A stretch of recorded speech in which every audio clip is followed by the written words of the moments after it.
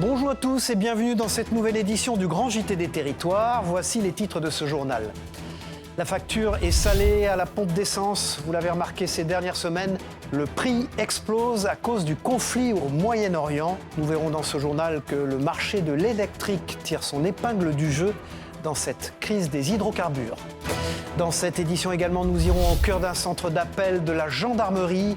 Les forces de l'ordre y reçoivent des centaines d'appels chaque jour et elles sont le premier maillon de la chaîne d'intervention.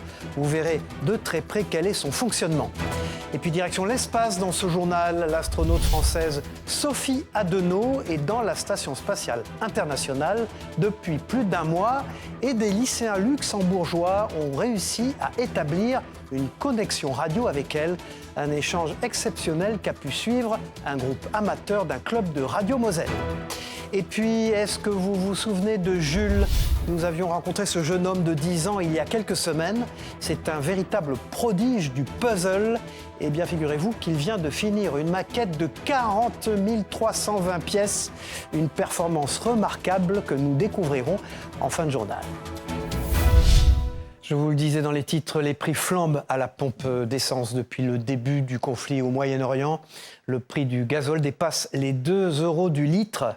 C'est alors que beaucoup d'entre nous se tournent vers l'électrique. Les concessionnaires automobiles constataient une augmentation des ventes ces dernières semaines. Exemple en Gironde avec ce reportage de TV7, la chaîne du groupe Sud-Ouest. À Bordeaux, Antoine Rivala. Encore une voiture électrique de vendue. Chez ce concessionnaire spécialiste de véhicules d'occasion, depuis le début du conflit au Moyen-Orient, ça ne s'arrête pas. Gérard et Jacqueline ont craqué pour ce modèle 100% électrique. Je suis passé à l'électrique parce que, vu la conjoncture actuelle, et puis bon, je suis un ancien retraité de l'EDF, donc, et puis l'électrique à l'heure actuelle, je pense que ça sera l'avenir, quoi. Pour ce SUV familial, avec 12 000 km au compteur, ils vont débourser 22 000 €. L'électrique, c'est un peu plus cher, mais la demande est bien là. On a constaté un gain d'intérêt de la part de nos clients sur justement une augmentation de la part de marché de véhicules d'occasion électriques. On est passé de 6,5% à plus de 13% depuis 2 semaines, sur une évolution constante. Et même sur le site internet de ce concessionnaire, l'électrique attire de plus en plus. Le nombre de recherches a doublé ces dernières semaines. C'est surtout savoir combien ils peuvent faire d'économies par rapport au carburant, savoir un petit peu aussi comment ils doivent brancher la voiture, les temps de recharge. De plus en plus de demandes de devis sur les sites internet concernant les véhicules électriques. Pour 100 km d'autonomie, il est possible de recharger sa voiture électrique chez soi pour moins de 3 € contre 12 € à la pompe pour du carburant. Tout autre chose maintenant, en France, près de 2000 communes sont exposées au risque de submersion marine. Un phénomène inquiétant qui est en très grande partie dû au changement climatique. Alors pour sensibiliser la population, une commune du Morbihan a décidé d'agir en proposant des formations. Regardez ce reportage de TBO, la chaîne du groupe Le Télégramme. Près de Lorient, Gavre tient aujourd'hui à un cordon dunaire et pourrait redevenir une île à l'horizon 2100. Une association locale s'est emparée du sujet. Elle propose cette semaine une formation gratuite au risque de submersion marine destinée aux habitants de la commune. Plongée fictive en 2030. Une violente tempête atlantique approche des côtes bretonnes. Météo France vient de passer le littoral du Morbihan en vigilance orange évolutive. Dans ce jeu à énigmes, les Gavrais ont une mission, aider Marceline, 85 ans, à évacuer sa maison sans étage. Il faudrait que tu mettes à l'abri tes papiers qui sont importants, tout ce qui peut les souvenirs, les bijoux. Les formations sont généralement réalisées en direction des agents en fait, qui travaillent dans les communes ou dans les collectivités. Et là, on s'est dit qu'on avait envie de prendre la chose complètement différemment, de le faire avec des groupes d'habitants qui puissent se saisir du sujet, qui puissent s'informer, vraiment poser plein de questions et activer l'entraide entre voisins le jour où il peut se passer un événement. Une menace bien réelle pour les habitants. À Gavre, depuis le début des années 2000, les phénomènes de surcote se sont multipliés. J'ai été inondée en 2001 et 2008. Je voyais ce qui était le plus urgent à déplacer, donc j'ai déplacé, je montais à l'étage. Et puis, mais on n'était vraiment pas du tout préparé à ça. Je pense qu'on est beaucoup à en connaître déjà plein de choses de manière intuitive, c'est naturel, et que c'est important de prendre le temps de se les remémorer et de le faire en collectif. Forte de sa lancée, la formation sera déclinée à Séné près de Vannes en juin prochain. Riantec, commune voisine de Gavre, s'est elle aussi montrée intéressée. Et puis voilà un autre chiffre inquiétant, près d'un enfant sur 3 est privé de vacances en France. Un enjeu social majeur pour le gouvernement et les associations qui organisent des sorties pour ces jeunes. Et vous allez le voir, ces escapades ont de nombreux bienfaits sur leur développement. Regardez ce reportage dans la Loire de TL7, Brigitte Maestracci. Découvrir la montagne, la mer ou juste sortir de son département, c'est l'objectif du comité Jeunesse au plein air. Le comité met en relation des organisateurs de voyages, comme des centres de loisirs, et des demandeurs, comme des écoles, pour que les enfants puissent vivre des vacances ou des sorties loin de chez eux. Le processus, il est assez simple. Nous étudions les demandes qui nous arrivent et en fonction d'un certain nombre de critères que nous avons mis en place, notamment sur les quotients familiaux. Nous essayons de privilégier beaucoup la mixité sociale, c'est-à-dire qu'il y a un maximum d'enfants, mais de milieux différents qui se côtoient dans les séjours. Nous, après, nous prenons contact avec le demandeur et nous traitons la demande en direct et nous attribuons des fonds en fonction du projet. Dans cette école, une classe nature a été organisée pendant 3 jours. Même si beaucoup d'élèves sont partis avec des appréhensions, tous sont revenus avec de merveilleux souvenirs et les enseignantes ont même remarqué des changements lors du retour en classe. Ils sont plus autonomes, ils savent plus se débrouiller, ils vont gérer plus tout seuls certaines choses au quotidien. Et puis il y en a certains qui étaient plus heureux en revenant, qui étaient plus épanouis parce qu'ils avaient vécu des choses qu'ils vivraient jamais au quotidien. En 2025, le comité a aidé 320 enfants à partir en vacances. Cette année, ils espèrent en faire partir plus, mais pour cela, ils ont besoin de dons. Toujours à l'école, depuis près de 10 ans, de nombreux établissements scolaires ont opté pour l'attribution de tablettes tactiles pour les enfants. L'objectif était de les familiariser à l'ère du numérique et de remplacer les manuels scolaires. Mais à Rennes, un établissement a récemment décidé de faire machine arrière. Pour quelle raison ? Réponse avec ce reportage de TVR. On reprend, on est dans l'activité 3 du manuel. À première vue, c'est un cours de mathématiques totalement normal, mais pour la première fois depuis 10 ans, les 6e et les 5e de ce collège rennais ont troqué leurs tablettes numériques pour les traditionnels manuels scolaires. Je préfère avoir des tablettes parce que je trouve que c'est plus cool. Aussi, je trouve que ça aide en informatique, on apprend un peu plus parce que des fois, je vois des élèves, ils ne savent même pas comment ouvrir un site web. Je suis un peu jalouse, mais je comprends pourquoi ils ont enlevé les tablettes. Mais en vrai, ça peut aussi aider pour les devoirs puisqu'on a besoin d'aller sur les ordinateurs de nos parents, alors que si on avait les tablettes, on pourrait faire tout seul. 180. Alors pourquoi vous n'obtenez pas tous 180 degrés ? Cette enseignante constate déjà un changement par rapport aux 6e de l'an passé. C'est vrai qu'avec la tablette, comme ils ont des raccourcis pour aller directement à la bonne page, parfois ils ne prennent pas le temps de feuilleter leur livre. Avec le manuel, on constate que les élèves sont quand même plus concentrés en classe. Ils ont ce regard qui est plus porté vers l'enseignant, ils sont moins attirés par l'écran, ils sont plus attentifs à leurs tâches, ils travaillent plus en autonomie et de façon plus calme. Ces élèves recevront donc leur tablette à partir de la 4e. Il faut dire qu'il y a 10 ans, l'idée était avant-gardiste, l'égalité des chances dans l'accès au numérique et alléger les cartables. Toutes les tablettes de nos élèves de 6e et 5e, qui avant en étaient dotés, sont dans cette salle. Mais aujourd'hui, le rétropédalage est nécessaire. C'est devenu inopportun de leur fournir nous-mêmes une tablette et donc d'imposer aux familles qui parfois luttent contre l'usage des écrans un écran supplémentaire. D'après Santé publique France, les élèves de 9 à 11 ans passent en moyenne 2h30 devant les écrans chaque jour, un temps qui double pour les jours sans école. L'utilisation des nouvelles technologies n'est plus un secret pour la jeune génération, mais par contre, pour les plus anciens d'entre nous, tout n'est pas aussi facile. Alors pour casser les stéréotypes, jeunes et moins jeunes ont décidé de s'allier en jouant ensemble au bowling. Sur une console de jeu, vous allez voir des images de cette à Limoges. Regardez. Des après-midi comme ça, c'est essentiel. On a d'un côté souvent beaucoup de stéréotypes autour de la personne âgée isolée, qui ne s'intéresse pas forcément aux trucs nouveaux, aux gadgets, etc. Une autre partie, pour le coup, des jeunes, souvent qu'on dit très individualistes, qui s'engagent plus, qui pensent qu'à eux, etc. Des après-midi, c'est de se dire, voilà, il y a deux générations autour de stéréotypes qu'on oppose, et en fait, sur lesquels on peut faire plein de choses. Je trouve que c'est important de participer entre les jeunes et nous, les jeunes d'un troisième âge. Ça nous amuse. On s'amuse bien. Nous, ça nous change parce qu'on n'a pas l'habitude. Hein. Moi, j'ai pas l'habitude de jouer, donc ça nous appelle de voir autre chose. Voilà, toute autre chose maintenant. Je vous propose de plonger au cœur d'un centre d'appel de la gendarmerie. Partout dans le pays, les opérateurs reçoivent des centaines de milliers d'appels chaque année. Un lieu essentiel qui est le premier maillon de la chaîne d'intervention. Immersion dans ce centre d'appel de la Meuse avec Puissance Télévisions, Janice Gallard. Les urgences de la Meuse, bonjour. C'est le cœur stratégique de la gendarmerie. Près de 58 000 appels par an transitent par cette plateforme téléphonique. Entre ces murs se trouve le centre d'opération et de renseignement. Les opérateurs reçoivent principalement les appels du 17, dits urgents, et en reçoivent près de 120 chaque jour. Ces derniers sont filtrés en fonction de la gravité de la situation. Le gendarme prend les informations et décide d'envoyer ou non les forces de l'ordre sur le terrain. Essayez de vous calmer, madame. Vous êtes à quelle adresse ?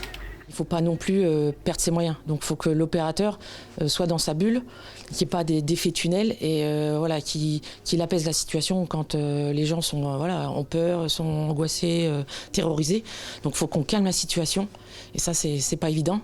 Parce que les gens crient, ça part dans tous les sens et il faut vraiment qu'on canalise la personne. 9 opérateurs au total se relaient jour et nuit. Leur mission, analyser rapidement la situation en prenant en compte les informations pour envoyer une patrouille si une mise en danger de la vie d'autrui est constatée. Depuis quelque temps, la gendarmerie est confrontée à un problème qui devient de plus en plus récurrent, les faux appels, aussi appelés swatting. Un enfant qui appelle, ou un jeune adulte, en disant que ses parents viennent de se disputer, le papa a sorti le fusil ou un couteau, il a tué son épouse ou vice-versa. Donc malheureusement, on est obligé d'engager des moyens. On peut pas, même si il y a de plus en plus de swatting, on est obligé d'engager des moyens pour faire une levée de doute, effectivement. La gestion des appels n'est toutefois pas la seule mission du service. Les gendarmes gèrent également les escortes judiciaires, la mise à jour de plans ou encore la gestion des personnes sous bracelet électronique. 3 pelotons d'intervention de gendarmerie sont présents dans le département. Au total, 5000 interventions suite à un appel sont effectuées par an. En 2024, 1371 appels pour atteinte aux personnes ont été enregistrés et 1600 pour atteinte aux biens. Voici maintenant une innovation unique au monde. En France, nous sommes de très gros consommateurs de charcuterie. Les rillettes font d'ailleurs partie des produits les plus aimés par les Français. Et une petite révolution est en train d'arriver avec des emballages 100% cartonnés. Reportage dans la Sarthe avec les mythiques rillettes du Mans. LMTV Sarthe, Anthony Piton. Ici, vous avez le premier pot de rillettes en carton qui existe au monde. Des pots de rillettes 100% sans plastique et qui pourraient bien changer les habitudes. Le pot de rillettes est en vente dans ma boutique depuis ce matin, donc on a discuté pas mal avec les clients. Ils sont tous étonnés de voir du carton parce qu'ils sont tellement habitués au plastique. En plus, quand on leur dit que c'est fabriqué par une entreprise de la Sarthe, alors là, ils sont comme moi, aussi contents que moi. Derrière cet emballage inédit, l'entreprise Mouti Cups, basée à Vibray, et un entrepreneur qui a tout misé sur son idée. On s'est installé en Sarthe rien que pour développer la rillette. J'ai pris beaucoup de risques. Avec un peu de souffrance, aujourd'hui, le fait qu'on arrive, ça nous fait autosatisfaction, si vous voulez. Une satisfaction d'autant plus forte qu'au départ, remplacer le plastique n'avait rien d'évident. Les rillettes, riches en matières grasses, nécessitent un contenant particulièrement résistant. C'est vraiment un défi technique sur lequel on a mis plus de 2 ans de développement, cette résistance à la graisse, cette résistance à la température à plus de 85 degrés, la capacité de résister à moins 4 degrés et de pouvoir aussi résister à cette humidité relative qui est dans un frigo. L'invention a été brevetée. Et l'entreprise se dit en capacité de produire 2 millions de pots de rillettes par mois. On a fait exprès de s'installer en Sarthe, donc en transport, on a optimisé, on est à l'entour de moins de 20 km. L'innovation pourrait donc gagner du terrain chez les producteurs sartois, avec une promesse, même si le contenant change, les rillettes restent toujours aussi savoureuses. Et puis ce nouvel emballage pour les rillettes est un pas de plus vers la protection de notre environnement, bien sûr. Et pour y contribuer, des entreprises s'associent également pour favoriser l'économie circulaire. Ici, les déchets des uns deviennent une ressource pour les autres. Reportage en Martinique avec notre partenaire sur place, ATV, Ryan Agnas. Et si nos déchets devenaient une ressource ? Ce matin au Lamentin, une trentaine d'entreprises, de collectivités et d'associations se sont réunies autour d'un objectif commun, mieux utiliser ce qui existe déjà sur le territoire. Pour certains participants, ces échanges ouvrent même de nouvelles perspectives dans leur activité. C'est le cas de Floriane, salariée d'un groupe spécialisé dans l'assainissement et le stockage de l'eau. Ce qui est déchet pour nous devient une ressource pour d'autres. Et puis, ça nous permet ça nous évite en fait de jeter dans la nature ou n'importe où, enfoui, ou bien aller à l'incinérateur.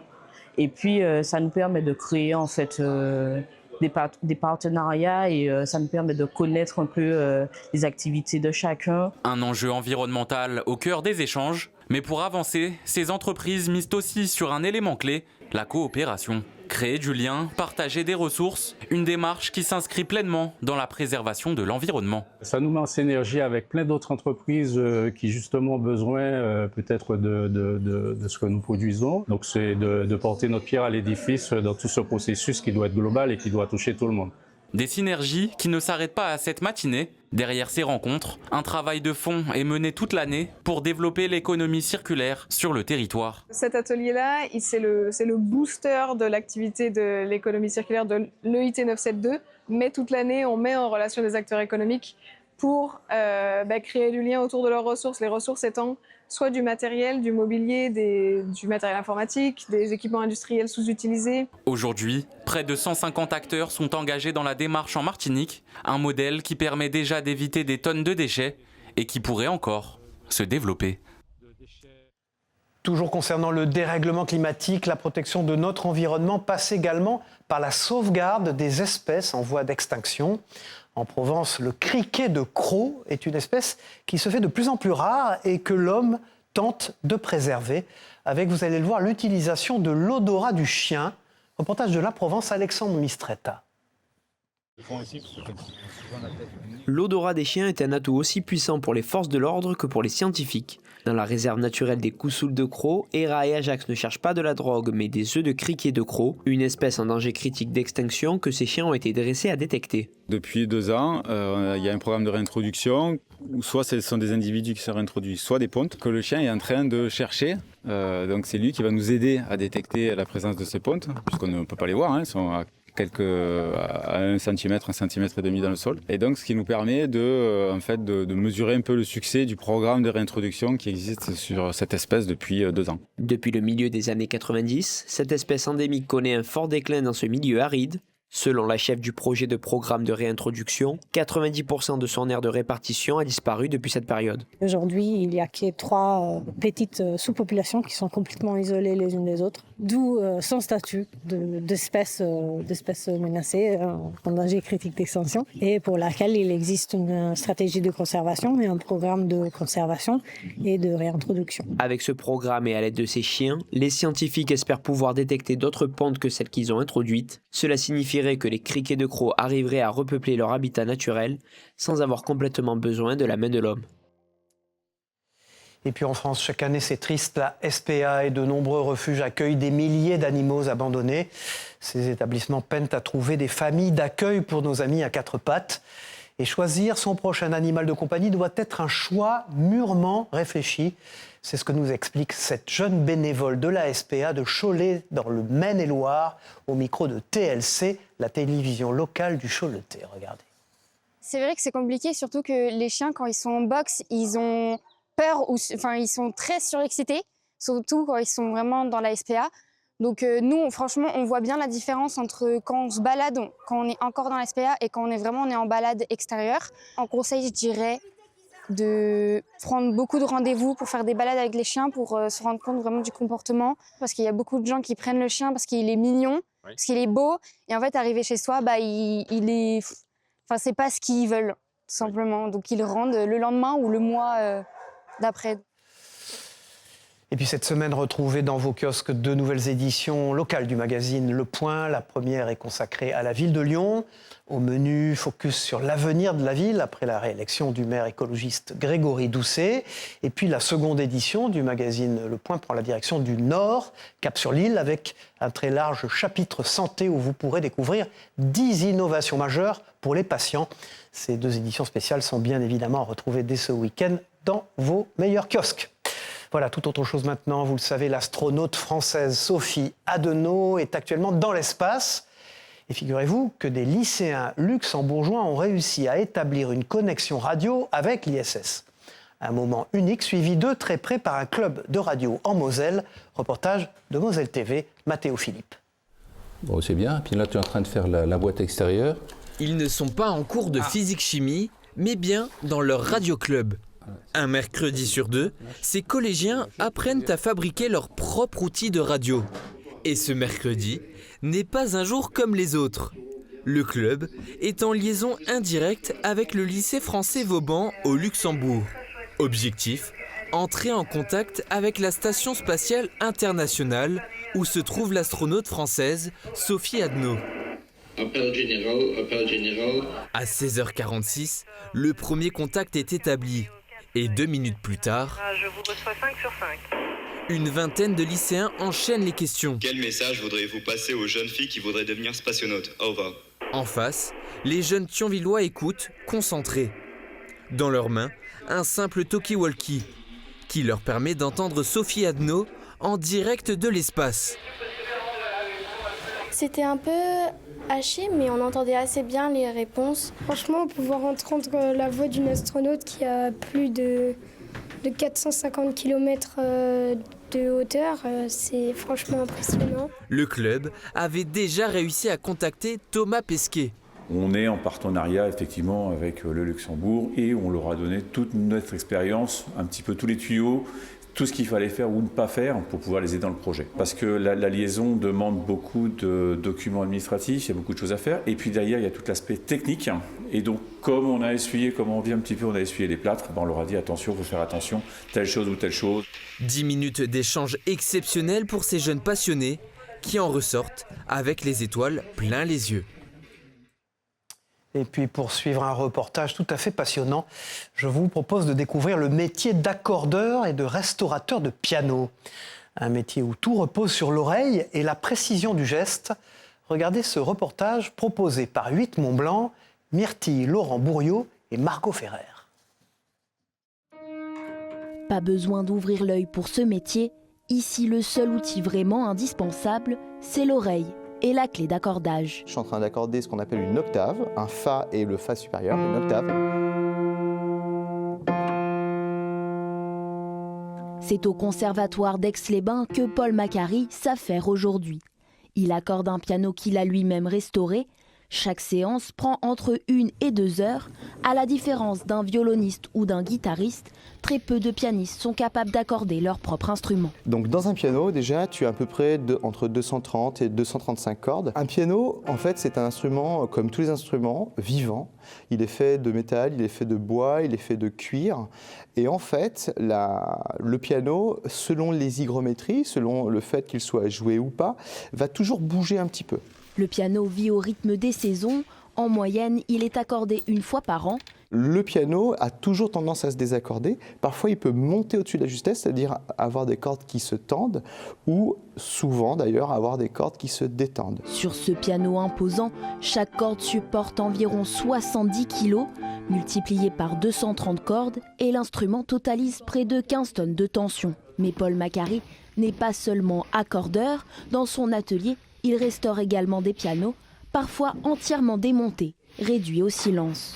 Pour moi, la restauration, c'est vraiment le cœur du métier, c'est-à-dire qu'on repart d'un piano de A et on va l'amener jusqu'à Z. Par exemple, quand on va remettre les cordes, eh bien, on va refaire un plan de cordes, on va aller rechercher des nouvelles codes, parfois des nouveaux matériaux. Mais devenir expert demande des années de formation. Pour former un accordeur abouti, je dirais qu'il faut entre 6 et 7 ans.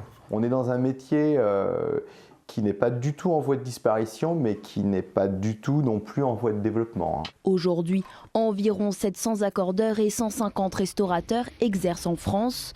En Savoie, ils sont à peine 4 à perpétuer ce métier rare, un travail de doigté et d'oreille qui fait toujours vibrer Paul Macari, héritier d'un savoir-faire transmis de père en fils. Et puis, souvenez-vous de Jules. Ce jeune garçon de 10 ans est un prodige des puzzles et il est également champion de France de la discipline dans la catégorie de moins de 16 ans. Figurez-vous qu'il vient tout juste de terminer un impressionnant puzzle de 40 320 pièces. Rien que ça. La Dépêche du Midi a pu le rencontrer après cet exploit. Regardez-le. Là, il y a Blanche-Neige. Il était assez facile. Là, il y a Peter Pan. C'était le plus compliqué. Aujourd'hui, je viens d'assembler mon puzzle 40 320. Ça m'a pris 2 ans et demi. C'était 10 puzzles de 4000 qui représentent des puzzles Disney. Il y en avait qui étaient faciles au début, mais après, ça se compliquait petit à petit. Et qu'est-ce que tu vas en faire alors de ce grand puzzle ? Je vais l'offrir à un hôpital pour enfants. Alors, au revoir, c'est la fin de ce journal. Merci à vous de l'avoir suivi. On se retrouve très vite, j'espère, pour une nouvelle édition du Grand JT des Territoires. Au revoir à tous.